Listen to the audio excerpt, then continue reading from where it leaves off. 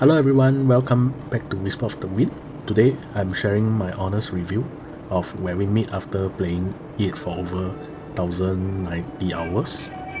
If you're wondering whether this game worth your time, stick around. A little background of myself.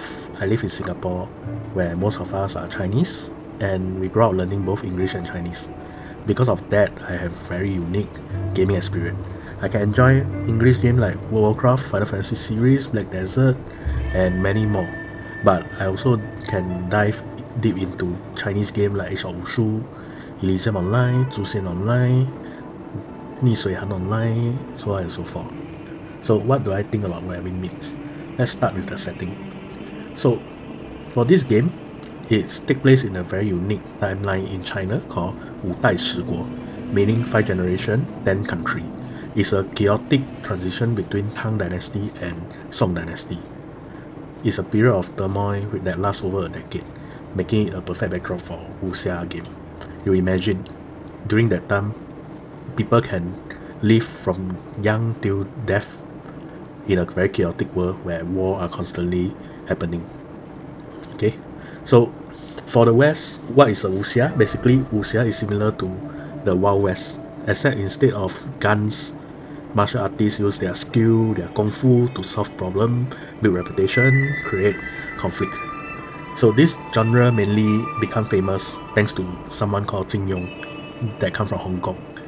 It create a lot of legendary wuxia story like Return of the Condor Hero, and in fact, the game I play a lot, Age of Wushu, is heavily inspired by his work, and it is based on his universe. Okay, so what makes Age of Where We Meet smart is that it don't rely on things story like Jin Yong story or this. It actually built its own story and setting, and this also have a huge advantage. It actually avoid the copyright issue that drag a lot of Chinese game down. For example, Tencent, which is also this Where We Meet parent company, have actually recently just shut down a game called Condor Hero Online. Okay, because first the game is not very popular, and also because of the name and the world is set in, they need to pay copyright fee, and it's a huge amount. So they decide it's unsustainable and they shut it down. Okay, so next let's talk about the good about this game. First is the story. Okay, you will I will say in my entire life gaming for over 20 to 30 years, this is the one of the best story I have played in the game.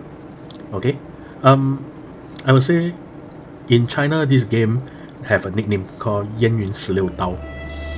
What do it mean? Means it's like knife. Every story is like using a knife to cut you, making you hurt from the story and cry from story. And I think it makes a good story because all this story actually create very impactful moments where you can where you can learn from it. I mean, remember it for your life. It's like, for example, Final Fantasy 7, where Ares died. Okay, everyone remember this moment. It makes a good story because everyone remembers something from it. Another story, maybe Final Fantasy 14. There are moments where you will remember forever, and in fact, you might cry over it. Okay, because that is how good writer can write the story. In Yan Yun, I think it did a very good job because not just talking about the character development, the story behind this character, it actually tell you story of how people, all those commoner, live in that era, where all the where you get to experience their hardship, things that are unimaginable for us in our peaceful life. Okay, and it may really make you think. And also, it always have a overarching theme in all the story. Okay, like the first arc I would say is mainly families. The second arc is mainly the government corruption, all this, and the third arc Hershey is actually about returning home, and now Mozi is actually about succeeding. Okay, there's an overarching arc which I think is very good. So I really hope to see what will be the next for this game. Okay, And you can also see the environment of this game. So for this game, right, the developer actually collaborate with a lot of museum or expert, okay, of that era, and recreate a lot of things that really that is really in real life, okay, like the architect of the 墨子, you can see, okay, some of these really they really take inspiration from ancient work, ancient artifact, okay. Like for instance, in Hershey, there is one painting where you can actually see the real painting in parts of China, okay, and there's story behind that painting, okay. So for after playing over 1000 years, I will confidently say that this game, unlike a lot of other games, is really truly free to play, okay. So this is the first MMO I play really redefine monetization. So many games I like, okay, fall into the rabbit hole of being pay to win. For example, great games like Age of Wushu, Black Desert Online, okay, all this, it create a very big gap between the paid player and the non-paying player. So that it's like real world. The rich and the poor will always have a huge gap, and the poor will always think that they can't compete with the rich, and therefore they will blame the game, and many people will quit because of that. But for this game, right, I will say that they use the right decision to monetize. Okay, let's not talk about nonsense like games shouldn't monetize. It should be free to play, because let's face it, a game need to pay their developer. Their developer are not working for free. Every game need to pay their developer, and if you want the game to success, definitely someone have to pay for the developer's salary. Okay, so for this game, they use a very rational way to pay the developer. So by creating very nice cosmetic, okay, like this, they actually able to sustain the game, okay, cause be it cosmetic or skill effects. But one of the thing which I think they did very well is how they allowed the rich to spend a lot without even affecting the poor or the non-spender. So for instance, the rich people, they can actually buy this thing called this weapon effect. Let me show you. Not weapon effect, I mean the weapon skin. Like for instance, this weapon. So after they buy this weapon, the rich can spend a lot of money to upgrade the weapon. You can see how nice it become. Okay, and all these thing, right, actually required a lot of money. Okay, so you need to roll every single line. All these are the color of the entire weapon, the surface of the weapon, the bottom of the weapon. All these, you see purple color, you can roll until it become gold legendary color. Okay, and it costs a lot of money. Every roll I think is how much is it? I also can't remember because I don't spend. Okay, but I heard that people can spend up to thousands of dollars to make everything go and become something like this. Okay, so it's actually good because the rich need to find things that they are willing to pay. Okay, and this they have a branded or good equipment, but it doesn't affect the balancing of the other people. Okay, so I think monetization is something very important for games, because many games die because of pay to win. So because of the monetization, this game also generate good income, so they are able to keep the updates running. But however, unfortunately, like every game, people will complain about the slow update, but I think it's quite fast already. You imagine for games like World of Warcraft 5 Fantasy, it takes how many years just to release a new map? But this game, you see, when you start the game, it's only Hershey. Then after that, within 9 months, you see how much we got. From the early part, Hershey and Qinghe, we get an entire map of, I mean Qinghe and Kaifeng, we get an entire map of Hershey. Okay, all these are the new map that released. And now the Bujianshan, the Unseen Mountain, okay, this whole new area, all achieved within 9 months. How many game in the West can achieve such a result in 9 months? I believe not a lot. I play so many games, I know that.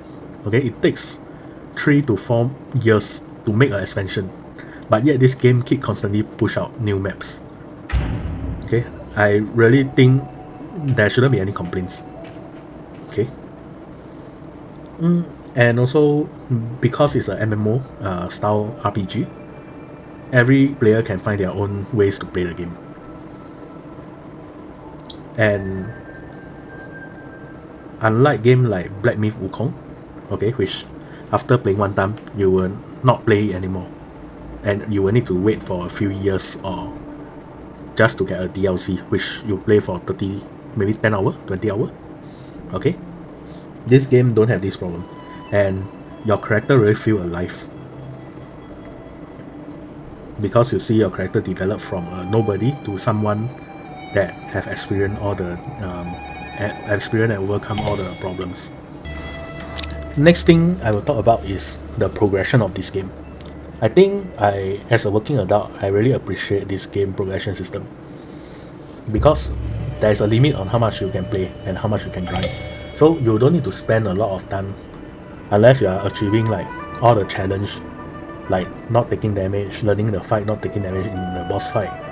You don't have to worry that you will fall behind and you can't catch up with other people. Unlike those games like Black Desert Online, those especially Korea game where they like to let you grind until I would say non-stop, never-ending grind. Okay, and worst thing, sometimes because you DC, you die and you lose experience and a few hours of effort gone. Okay, so the easy to maintain is really something that are very good for this game. Of course, there will definitely be complaints for this game. Even for me, although I like this game, I play for 9 months. There is also complaints I have for this game. For instance, this game, the character, you just don't feel like you get stronger and stronger. Even though after you max out all the things, you're supposed to be very strong, but still, you can't feel the impact. Like for me now, I'm level at 100. I don't find any different with when I'm level 95 from my level 95 time. Unlike the games like World of Warcraft, Final Fantasy. World of Warcraft you got Mythic Raid, and Final Fantasy you got Ultimate Raid. Final Fantasy from Ultimate Raid you get at least some very good cosmetic, while World of Warcraft Mythic Raid you get good gear, and you can really see the difference in power level between the Mythic Raider and the normal Raider. So this game, I would say all the PvE challenges are too easy. They should have some endgame content for the hardcore MMO players. Okay. But still, I think the reason why they don't put all this hard content in is because they are afraid of complaints from RPG player, where people play this game like a single player game. They will definitely make noise, say, hey, I want this cosmetic, but I can only get it in multiplayer mode and challenge, but I don't play with multiplayer, so you are forcing me to play with other people. So this type of people will make them rethink of all these things. Okay, second, PvP. So I think in my gaming life, the best game for PvP are 2 games. First is Age of Wushu for sure, and second is the Black Desert Online. Okay, but I think this game do have good PvP, but one of the biggest thing which I feel lacking is there isn't any open world PvP. Okay, and there is also no incentive for you to PK other people.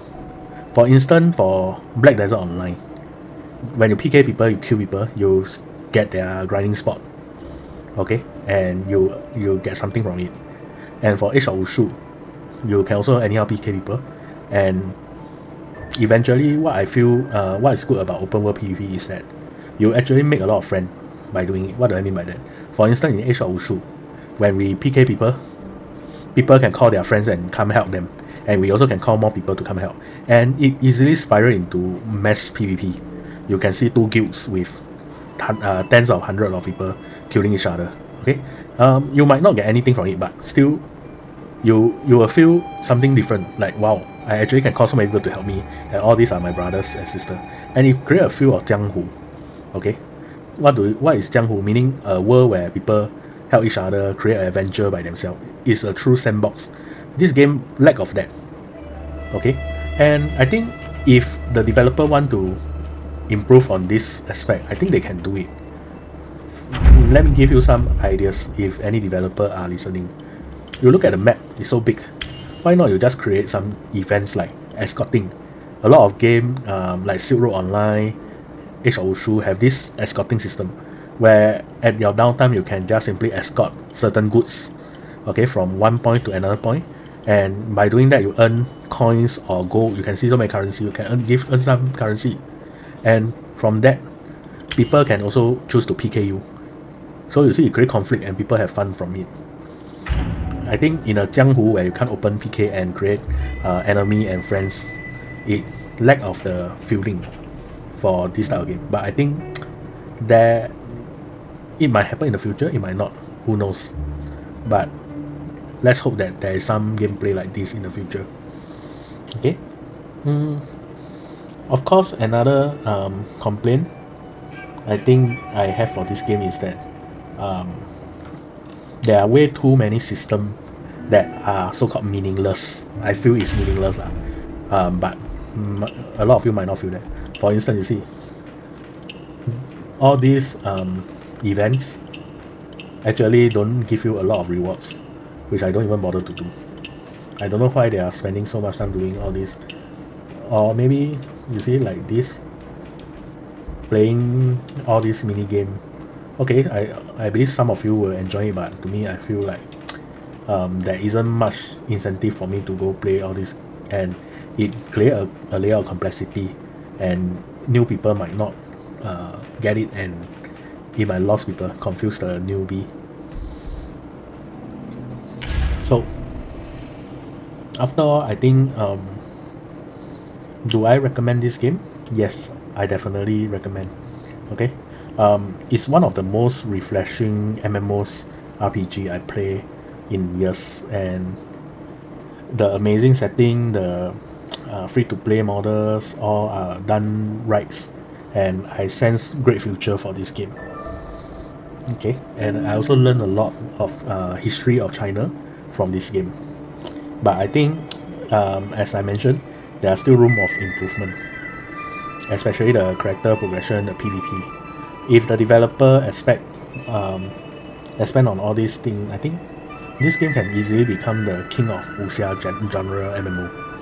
Okay, do drop some ideas of what you want to see from this game in my comment, and I hope this short review help you decide whether you want to play this game or try it. Okay, see you again. Bye.